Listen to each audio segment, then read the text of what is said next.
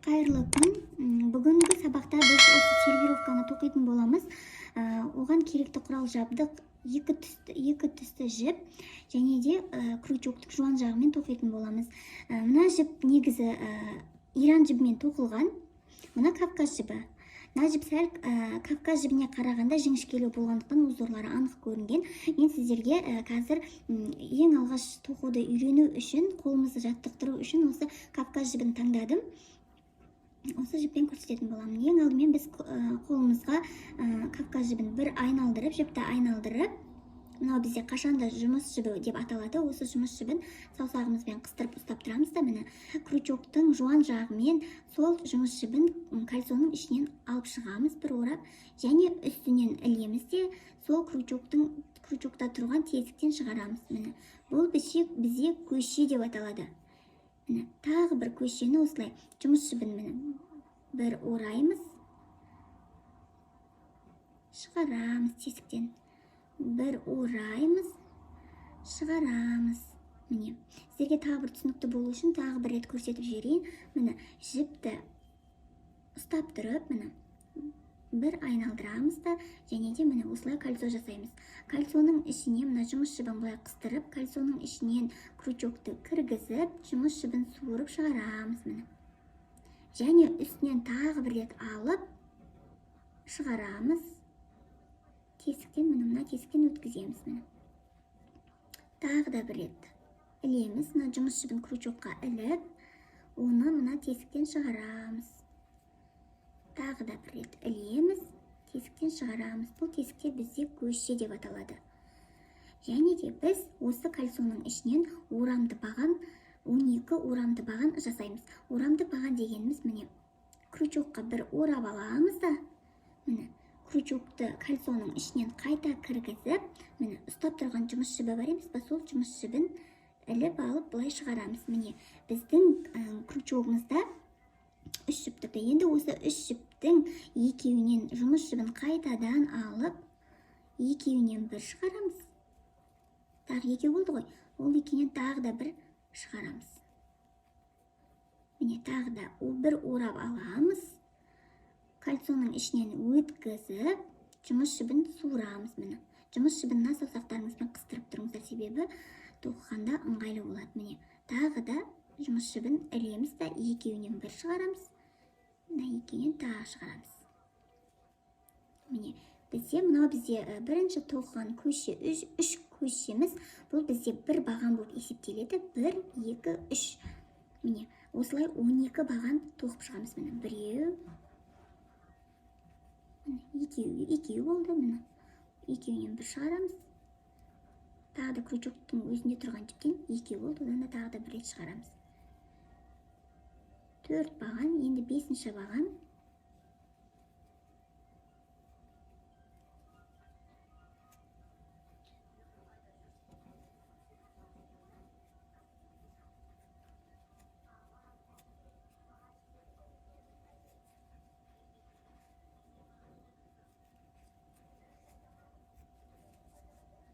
Екі, үш, 4, 5, 6, 7.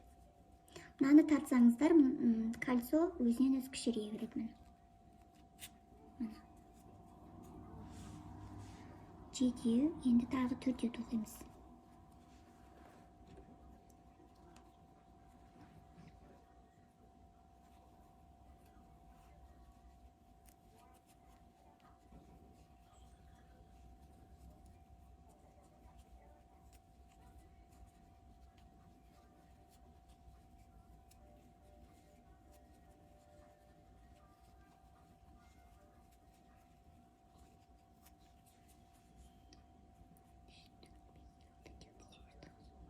Он бір, 12.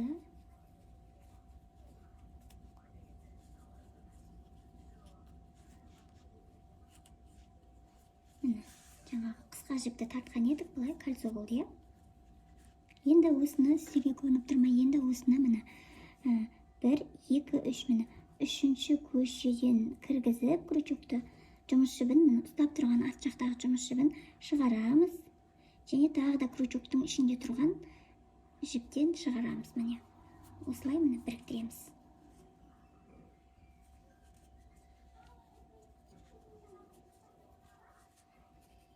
және міне бізде 12 көше болды. Мына жанында 1, 2, 3, 4, 5, 7, 8, 9, 10, 11, 12 көше болды. Енді әрбір көшеге 2 орамды бағаннан тоқитын боламыз. Міне, жоғары қарай алдымен 1 көше, 2 көше, 3 көше тоқимыз да, міне. Енді мына жерден 1 орамды баған жасаймыз. Міне, 1 орап алдық крючокты. Міне, көшенің астынан кіргізіп, міне, жұмыс жібін суырып аламыз. Міне, бізде мына жерде 3 жіп болды. Осы 3 жіптің екеуінен тағы да жұмыс жібін орап 1 шығарамыз. Екеуінен тағы да 1 шығарамыз. Міне, бұл бізде 2 баған болды. Мынамен қосқанда 2 баған болып есептеледі. Енді келесі көшеден тағы да 2.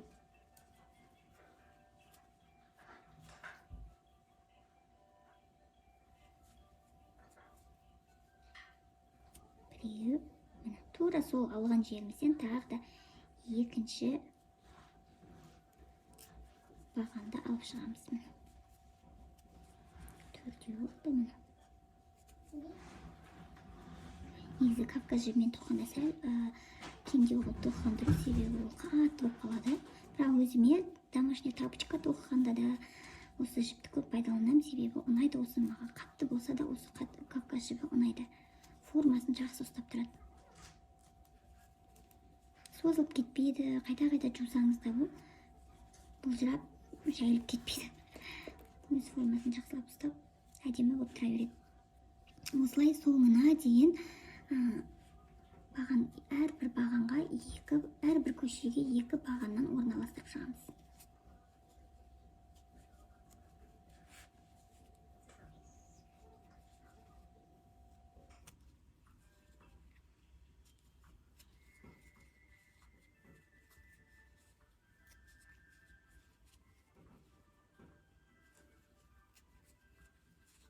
Яғни бізде 12 көшеге әрбір 2 бағаннан тоқығанда бізде 24 баған болу керек.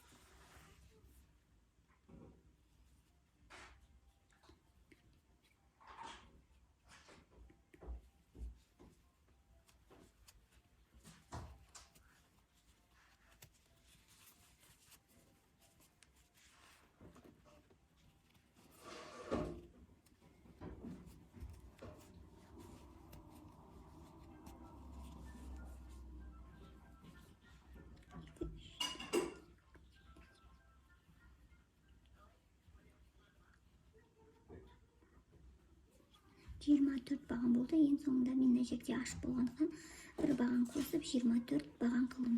Міне 1, 2, 3 міне. 3-ші көшеден өткізіп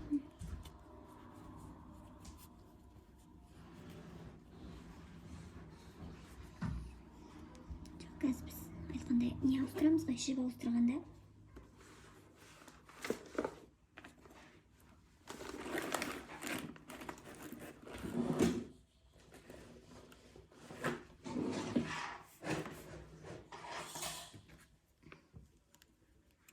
Ұзынырақ қысқартып ақ жіпті аламыз.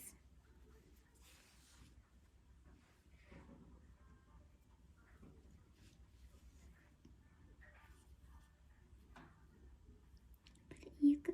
Міне. Үшіншісіне кіргізіп, мына ақ жіпті іліп,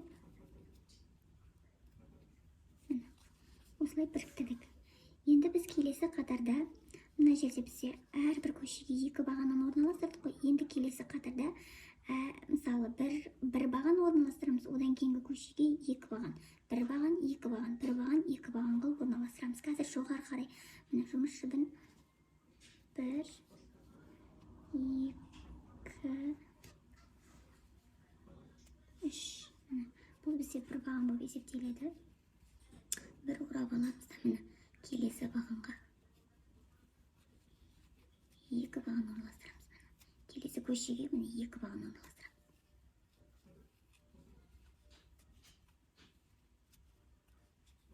Бір баған орналастырамыз келесі көшеге міне. Бір баған болып есептеледі. Міне одан кейінгіде міне 2 баған, одан кейінгі көшеге 1 баған. Енді мына бір көшеге 2 баған орналастырамыз.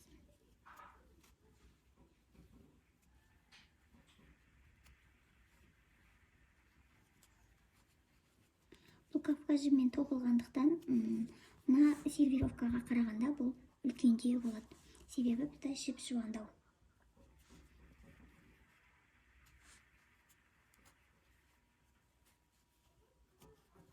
Біреу,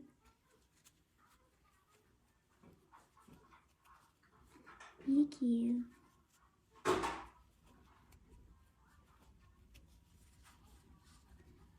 біреу,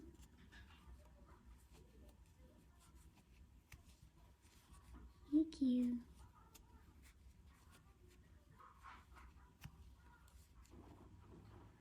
бір көшеден екеу тоқимыз.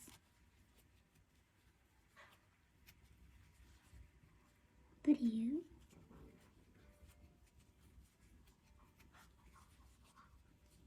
екеу,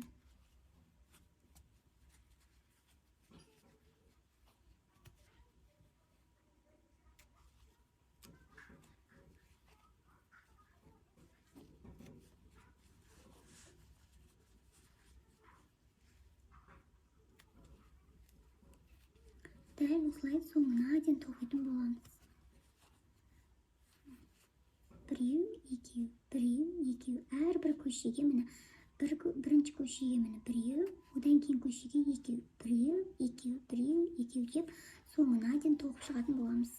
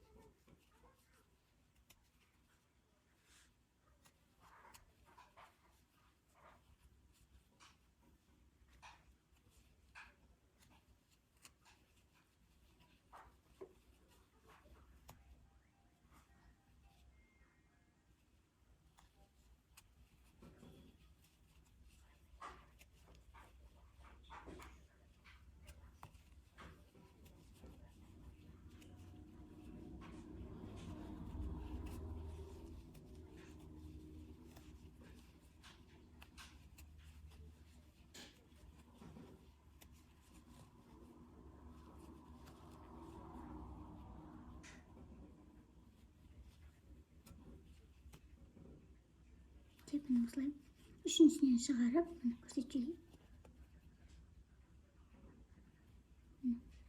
1 2 3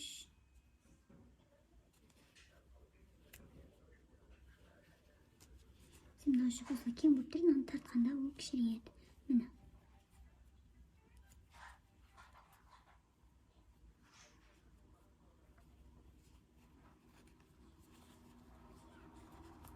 енді бізде келесі қатарда тағы да 3 көше жоғары көтерілеміз. 2 3 мына жерде мысалы міне бір баған, екі баған, бір баған, екі баған, бір баған, екі баған қылып тоқыдық қой. Енді келесі қатарда екі баған, жеке-жеке бір екі баған болады, одан кейінгі үшінші бағанда бірігеді. Міне бір баған болып есептеледі, міне екінші баған болып есептеледі, міне бір екі, үшіншісінде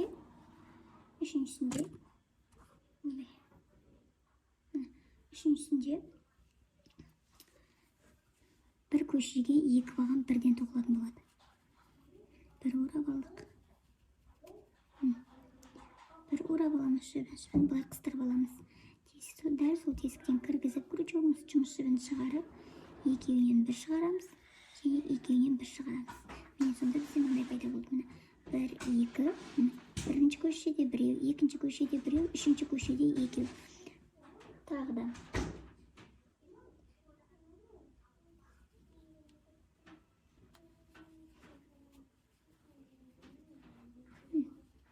біреу,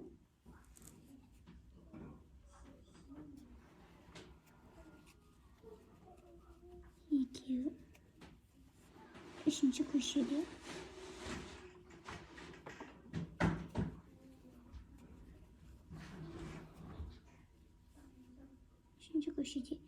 екеу.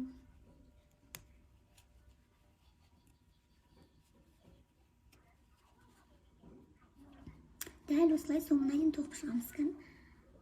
Бірінші көше, екінші көше,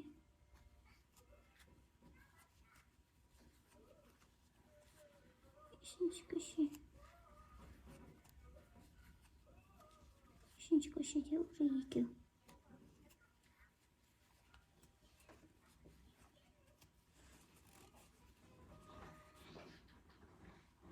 Бір, екі, үште екеу.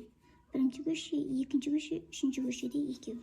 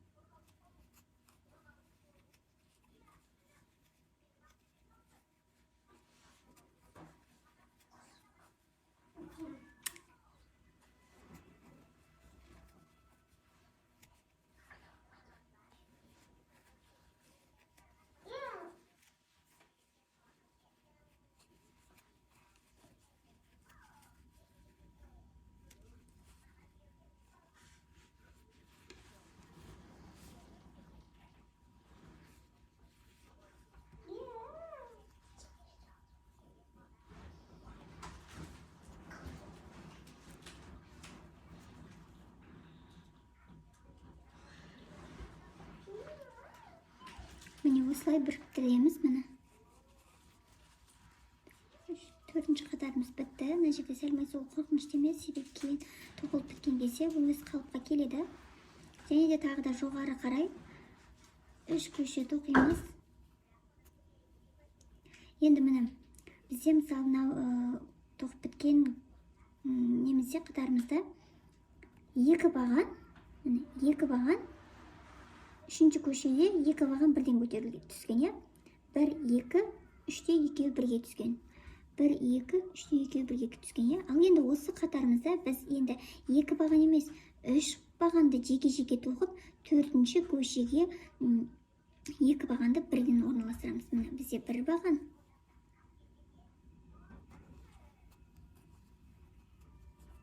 2 баған, келесі көшеден 3 баған.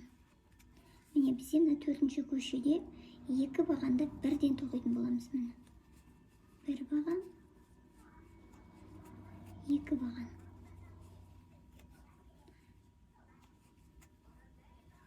Bir bаған, 2-ші баған, 3-ші баған.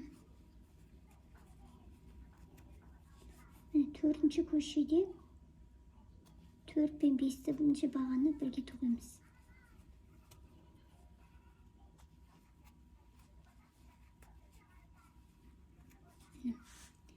1, 2, 3, 4-те 2 бірге түскен.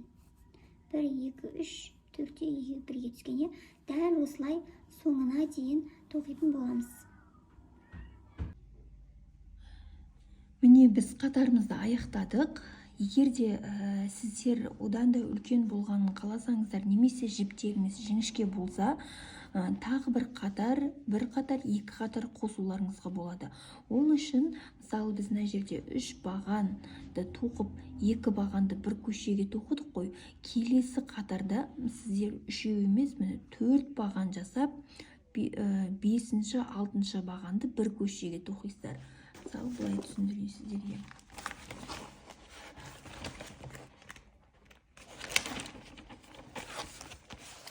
Міне бізде тұр ғой, міне бірінші біздің алғашқы тоқығанда міне былай жасадық, е? Кольцо жасап алдық қой, әр қайсысына 12 кольцоның ішіне 12 баған тізіп шықтық, е? Енді сол 12-нің үстінен әр қайсынан 2-ден тоқып шықтық, дұрыс па? Енді сол мына жердегі 2 бағаннан тоқыдық, 2 бағанның үстіне біз міне бір көшеге 2 баған, бір көшеге 1 баған, 2 баған, 1 баған, 2 баған, 1 баған тоқыдық, е? Дәл осылай қазір мен міне 2 баған, 3 баған жеке тоқылады, 2 баған бір көшеге тоқылады, е? Дәл осы жерге келіп тоқтадым. Егер де сіздер үлкейткілеріңіз келсе, келесі қатарда 3 көше жоғары көтеріліп, міне 4 баған тоқып, міне бір көшеге 2 баған, 4 баған жеке-жеке, 2 баған, 4 баған жеке-жеке, 2 бағанды біріктіріп тоқисыздар. Менің жібім қалың болғандықтан, менің өзіме мысалы осы ненің размеріне сәйкес болу үшін міне осылай жасадым. 3 баған, бір көшеге 2 бағанды бітірдім, е? Енді мен жібімді ауыстырамын қазір. Сіздерге түсінікті болды деп ойлаймын. Міне мен жібімді ауыстырамын. Біріктіргенде міне 1, 2, 3 деймін да, мен ақ жіпті емес, қызыл жіпті суырып шығарамын. Міне біріншісінен бір суырып алдым, 2-ші көшеден міне тағы рет суырып алдым. Міне мына жақтарыңыз босап кетсе, кейін соңына қарай міне ақ жіпті және қызыл жіптің кішкентай жағын бітіп қысуға болады. Енді біз келесі қатарымызда міне жоғары қарай 1 баған, 2 баған, 3 баған тоқимыз. Тағы бір баған тоқимыз, 4 баған. Міне мына жұмыс жібін бір рет крючокқа іліп, міне мына бағандан, мына бір бағаннан айналдырамыз да, міне бұлайынан айналдырып, астынан келіп, мынау ұстап тұрған жұмыс жібін бұлай тартамыз, міне. Міне. Бізде осындай 3 жіп тұрды ғой, тұрады, неде крючокта пайда болады, және соның екеуінен бір аламыз, келесі екеуінен тағы бір аламыз.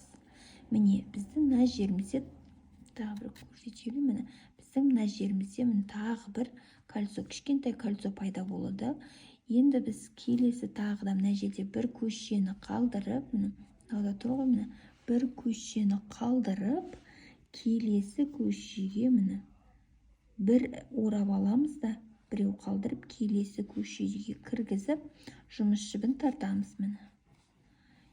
Бізде 3 жіп тұр ғой крючокта, сол 3 жіптің екеуінен бір шығарамыз, екеуінен тағы бір шығарамыз.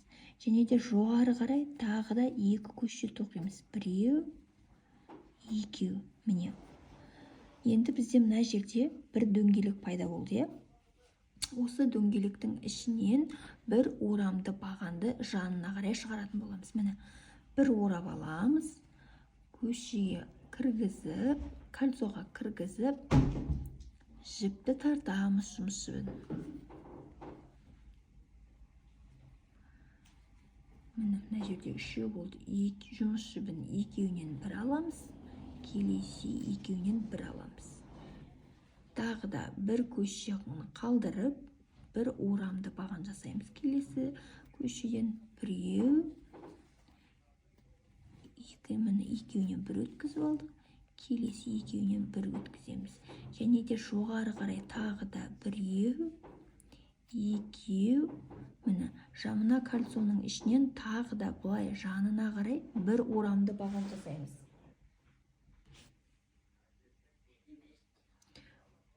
Бір орап аламыз, міне кольцоның ішінен кіргізіп, жұмыс жібін шығарамыз да, міне екеуінен бір шығарамыз, келесі екеуінен бір шығарамыз. Тағы да бір кольцо қалды, бір көше қалдырып, бір орамды баған құрамыз, міне. Біреу, екеу, міне, біреу, жоғары қарай екінші көше, және тағы да бір кольцоның ішінен орамды баған жанына қарай шығарамыз, міне. Түсінікті ме? Екеуінен бір аламыз, келесі екеуінен бір аламыз. Дәл осылай соңына дейін тоқып келеміз. Жоғары қарай біреу, екеу, бір кольцо қалдырып, міне.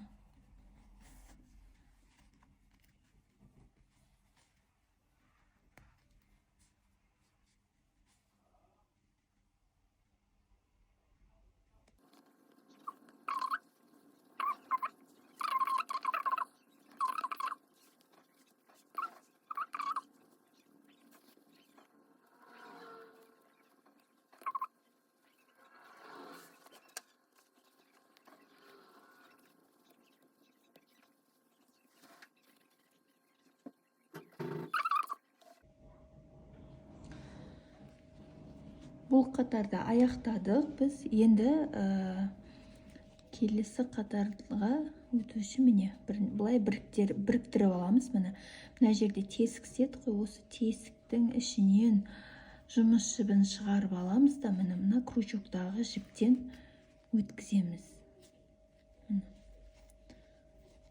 Осылай біріктіреміз.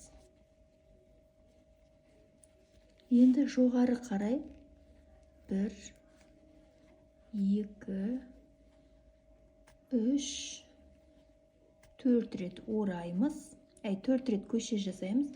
Және де орап, мына бағаның өзінен 1 рет астынан айналдырып аламыз. Және де міне. Осылай тұр ғой. Соны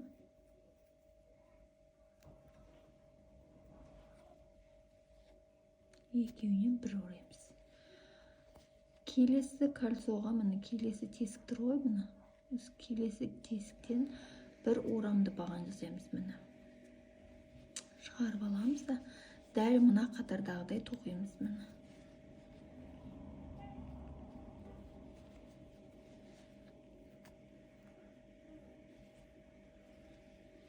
біреу, екеу, бір орам жасаймыз да міне.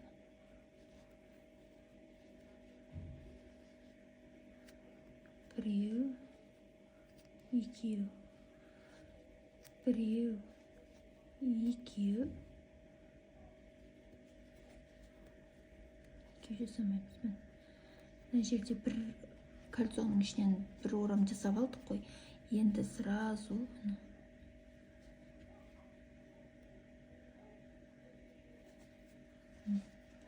келесі бағанға орамды, келесі тесікке орамды баған жасаймыз. Екеуінен бір шығарып алдық.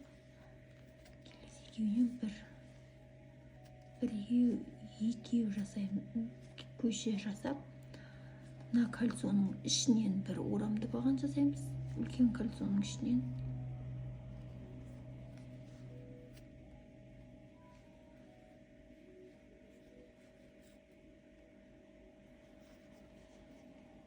Және де бір орам, кішкентай тесіктің ішінен бір орам шығарамыз.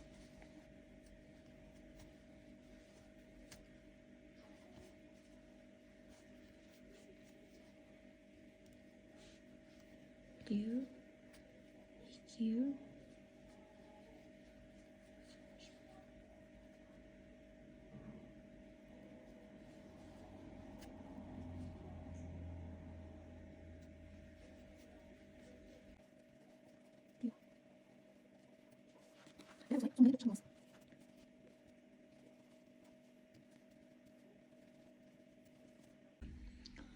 міне біз соңғы қатарға келдік. Мына жерді біріктіріп алайық. Тесіктен жұмыс жібін шығарып, крючоктағы тесіктен көшеден аламыз. Міне осылай жоғары қарай 1, 2, 3, 4, міне 5 дейміз да. Мына жерде 4-ші көшеден, міне 4-ші көшеден крючокты кіргізіп, жұмыс жібін іліп аламыз. Бері қарай шығарып, тағы да жіпті шығарамыз. Осындай пайда болды. Енді мына бағанның өзінен орамды баған жасаймыз. Міне орап алдық. Астынан тағы да жұмыс жібін шығарып,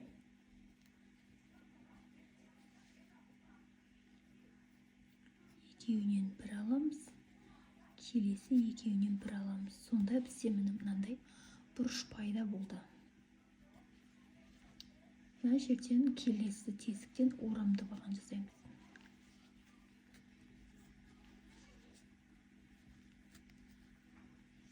Мінекей. 1, 2 көше жасап, мына жердегі астыңғы көшеден крючокты кіргізіп, жұмыс жібін іліп аламыз да, міне жұмыс жібінің өзін шығарамыз. Мына үлкен кольцодан тағы бір қиғашынан орамды баған жасаймыз. Іліп аламыз. Кольцоның ішіне крючокты салып, жұмыс жібін іліп аламыз да, бері қарай шығарып, міне екеуінен бір, келесі екеуінен бір өткіземіз. Тағы да келесі көшеге, келесі тесіктен тағы бір орамды баған жасаймыз.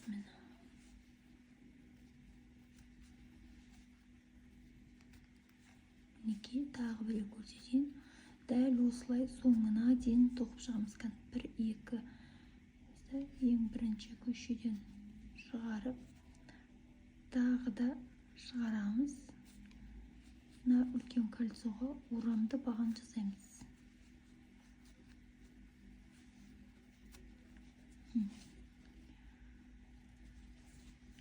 келесі тесіктен тағы да орамды баған жасаймыз.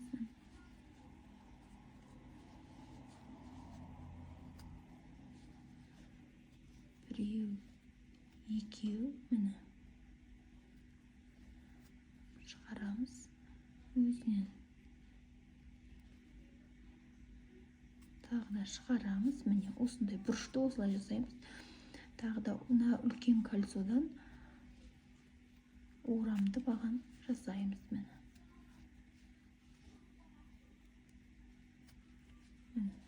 Дәл осылай соңына дейін аяқтайтын боламыз.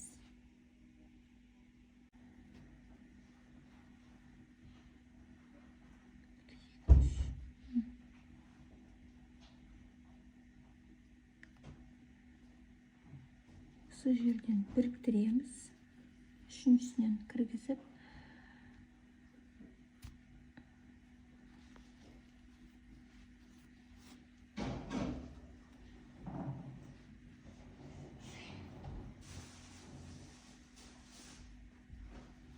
үшіншісінен кіргізіп, бұлай біріктіреміз, міне. Осылай қысқартып тастап, міне. Мына жіпті әр жерінен бұлай өткізіп, көрінбейтіндей істеп жасаймыз.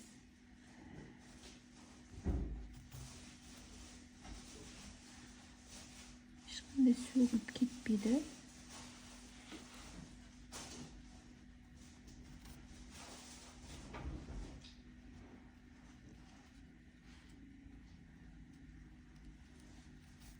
Осылай суырып тастаймыз. Суы шығарып, әр жерінен шығарып, бұлай қырып тастаймыз. Және мына жердегі бүкіл жіпті осылай әр жерінен өткізіп қиып тастаймыз. Біздің салфеткамыз дайын.